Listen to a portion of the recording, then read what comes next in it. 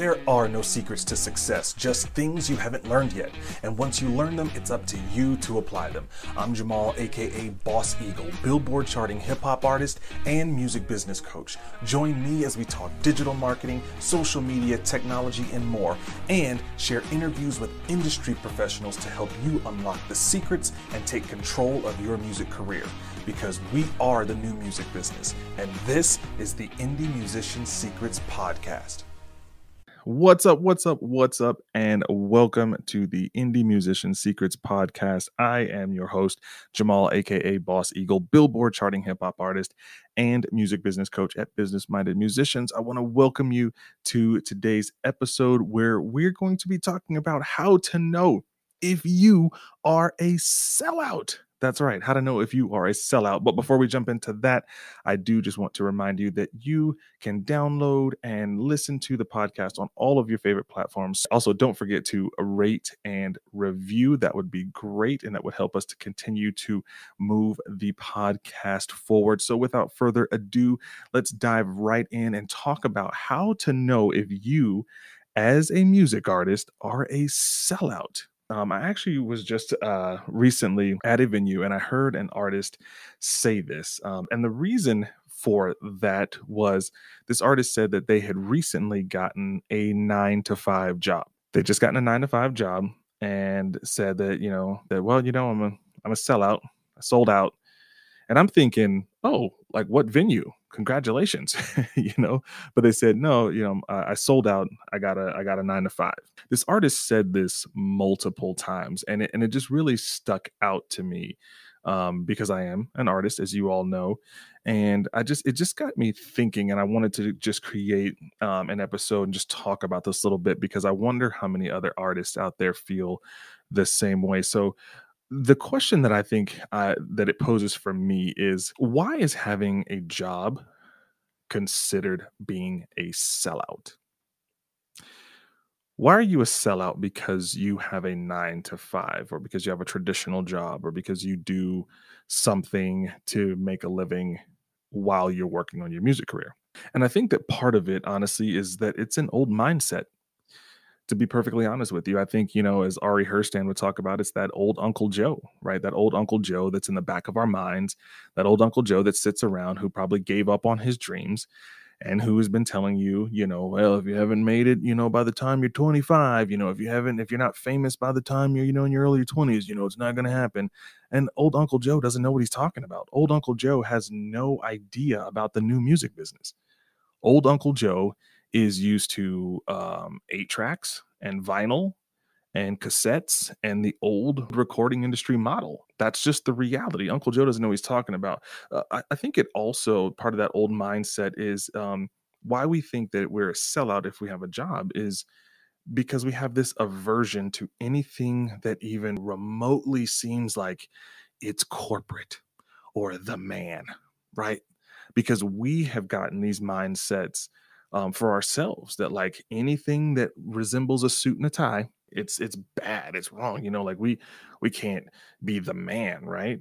And I think part of what goes into that is, we've unfortunately, so many of us have heard this idea of, this whole broke artist, starving musician kind of thing, right? And we've always taken offense to that historically, right? The people will say, well, do you want to get paid or do you want to do what you love? And it's like, well, you can do both. Those don't have to be mutually exclusive. But the problem is with a lot of us is, if we're being honest with ourselves, we wear this like a badge of honor. The whole broke artist, starving musician, even though we get offended when people say that because they're basically just invalidating our dreams, right? They're delegitimizing our journey, right? We get offended when people say it, but truthfully, we wear it like a badge of honor. We want this pity, we want this sympathy, right? That if we look like we're just like we're starving and we're just like, I'm starving for my art and all that, it's like, well, you don't have to. And sometimes that can mean, whether it's on a permanent basis or a temporary basis or a contract basis, sometimes that means you work a job while you are working your music dream. And so I just want to let you all know, and just to speak to anyone and hopefully encourage someone out there to know that there is nothing wrong with having a traditional job. Nothing. I have a friend in the music community here in Colorado who is an amazing, amazing, well-known artist in the area who also loves her day job. Loves it. And I think that sometimes that's just because, we're we're humans, right? And we're more than one thing. At the time of making this podcast, I don't have a traditional job, but I have, when COVID hit, I drove a FedEx truck. Some of you guys know I drove a FedEx truck for 6.5 months. You know what I mean? I've done all kinds of odd stuff, some traditional, some more like delivering food and stuff like that. I've done over the past however many years, I've done a lot of different things. And that's also not to say that I haven't been looking. Of course, I've applied for jobs at different points and stuff too, because and I'll get to this in a minute, but because we all have a different life context. And you guys have heard me say that before. You have to operate within your own life context. So, there's nothing wrong with having a traditional job. There can be benefits to it, right? Help you pay your bills. That's a good thing, Your landlord doesn't give a crap how good your song is or how many streams you have on Spotify. Your landlord needs to get that rent money. Your mortgage company doesn't care about your gigs and your YouTube channel. They're going to take that house from you if you don't pay. Right? So you get to pay your bills, you get to pay your electricity and your water, right? It helps keep collectors off your back, right? How many of us have gotten in trouble with credit cards? Keep the collectors off your back, which can help you avoid stress, right? And avoiding stress is good when we're trying to make music. Help you avoid stress of debt and owing all these people. It can help you get this. It can help you fund your projects. Sometimes having a job can mean, yes, not only paying your bills and all this other stuff, but can also sometimes help put some money in the coffers so that you can actually pay for that studio time. And isn't that a good thing? Don't we want to make music? Don't we want to be able to pay that producer or that engineer or that session musician? Of course, it can help us fund our projects. And, honestly, folks, it can help put food on the table so you can actually eat. If you were to come up to me and be like, man, I'm starving from art, I'm only eating ramen. Like, I'm not going to look at you and have like more pity than I'm going to have on the person who's like, I'm working a full time job, a part time job, and doing my music. I'm going to be like, wow, they're hustling. They understand what needs to be done, what needs to happen.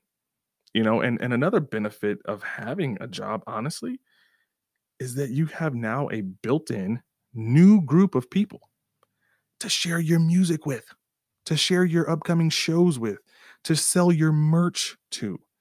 When I left driving FedEx and when I went in to talk to my supervisor, he kind of knew it because I talked about, my music in my interview. And he goes, he's like, wow, I thought maybe we'd get, 4 or 5 months out of you, but we got 6.5. So, that's good. But he encouraged me. He said, you have to go for it. He's like, as an entrepreneur and all those things, he's like, you have to go take the risk. He said, I'm too scared to. But which was a kind of a moment of honesty there sitting in his office. But he's like, you got to go for it. And here's the really cool thing. Before I left his office, before we were done with our conversation, he says to me, and if you ever need a job, like if things are moving slow or not working or whatever, he said, you can always come back. I'll create a position for you. No joke. I was like, wow. I was like, thank you. People don't do that. And he said, well, no. He's like, but it's a testament to how much we valued you here and your work and your work ethic and stuff. And so, when we create those other networks, that can be, like I said, not only an opportunity to share the things that we're doing with people, but also create those relationships to where, hey, what, maybe down the road for a temporary period of time, you might need to go back to a traditional job. And you left such a good impression on someone that they're willing to just go ahead and create a position just so that you can have work again. And yes, I shared with people, and I told people my old supervisor used to call me, Boss Eagle, and stuff, when we were in the warehouse and stuff. So there's some benefits to having a traditional job. And I just want to stress this. Working a job does not mean you have to stop doing music. And in fact, it doesn't even really mean you have to slow down. You may have to make some adjustments. You may have to cut some things out. You may not be able to go out as much. You may have to reappropriate how you're spending your money and your time, but it doesn't mean you have to stop or even slow down. And that was something that a mentor once said to me.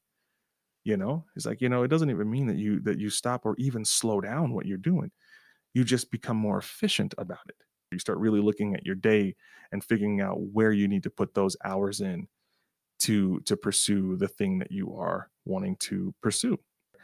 Let me just encourage you to stop putting so much pressure on yourself as an artist. I think that's probably where some of this whole sellout idea comes from, is this pressure that you have to be somewhere at a certain time or a certain period in your career. It's like everyone's journey is different, man. But we need to stop putting so much pressure on ourselves as artists, because partly what happens is that we indirectly put pressure on other artists because we perpetuate this sellout mentality. So other artists hear that and like, oh, I don't want to talk about my job, or I want to talk about this because I'm a sellout or whatever. That's not the case at all. Remember, our dream, our goal, and whatever we're doing, music or whatever, it's the sum total of our creative endeavors.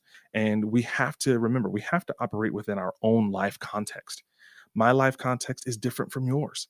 There are going to be certain responsibilities I have that some of you may not. Some of you may have responsibilities that I don't. And so there's nothing wrong with doing what you need to do. Okay. But just don't give up on your dream. You just have to reschedule, restructure, figure it out how you're going to get all those things done in those hours of the day. But you don't have to stop or even slow down. Okay. And so I hope that speaks to someone out there. I hope that someone out there hears this and says like, okay, I'm not a sellout. I do want to give you one action item though, because I do want to leave you with something that I think you can take away from this that might help propel you and help you continue to move forward with your music and building your music business. So the action item for today is to add one new low maintenance, hear me when I say that, one new low maintenance revenue stream to your business model. So that could be to create an online merch store and sell the heck out of it. And that's something that you could spend a couple of hours doing, right? And then you don't have if you do it the way that I would help you do it, you don't have to worry about anything. People will buy from your website. It's all processed by the manufacturer, packaged, shipped, and sent right to your customer. And then you just collect the margin. Okay. So that's a great opportunity there to make some side money, to generate some revenue. You can consider also doing live streaming, live stream some shows on the weekends or after hours. Promote those shows to your new colleagues. Depending on where you work, you might even work in a cool spot where you can do a live stream. Maybe you got a job at a brewery and they're like, hey man, yeah, we close at 10. If you want to live stream from 10 to 11, shoot, man, we'll set up the cameras and lights and you can hook it up, man. Do that. Start considering live streaming. And then you can use, your live stream to put up a virtual tip jar and all this stuff. And you can collect tips and donations from people all across the world. And you can do that on platforms that pre-exist. You don't have to build this. There's out of the box stuff like Sessions Live and Stage It. And one more thing you can do, especially for those of you who play an instrument, consider teaching lessons in your free time. Or even better, create a simple online course like Guitar for Beginners that that can sell while you're sleeping or while you're working or while you're gigging, right? You could package it as a course, put it on one of those free platforms like Thinkific or something that you don't even have to pay monthly for, and just sell it. And then you promote that and sell it. And then people can buy that all day, all night, anywhere in the world. And you, again, can collect the revenue from that. Okay. But don't give up. Don't give up on your dream. So if you're interested in the first option, which is to have an online merch store, I do have a company called Merch Tower. It's a merchandise and marketing agency where I help musicians and music-related businesses build and create hassle-free online stores with no upfront costs, no inventory stocking, no packaging and shipping, and no ongoing monthly fees. And also, you don't even have to handle customer service issues. The manufacturer handle those as well. So it's completely hassle-free. If you're interested in that, you can go to merchtower.com. I'll also leave a link in the show notes below. Would love to help you get set up with an online merch store so you can start selling some merch and generating revenue there. If you have any questions or anything you'd like to discuss, any topics, you can send an email to questions@indiemusiciansecrets.com. Don't forget to rate and review the episode. I would greatly appreciate that. And as always, please, please, please feel free to share this episode and any of the other episodes with anyone that you think it would be beneficial for. So with that, go do your action item. God bless, and I'll see you when I see you. Peace. Thank you for listening. Don't forget to follow the Indie Musician Secrets podcast on Spotify, Apple Podcasts, or wherever you listen, and make sure to leave us a rating and review. Also, share this episode with other indie musicians you think it would be beneficial for. And for more helpful resources to help you grow your music business, visit us at businessmindedmusicians.com. I hope this episode has served you. We'll talk to you on the next episode.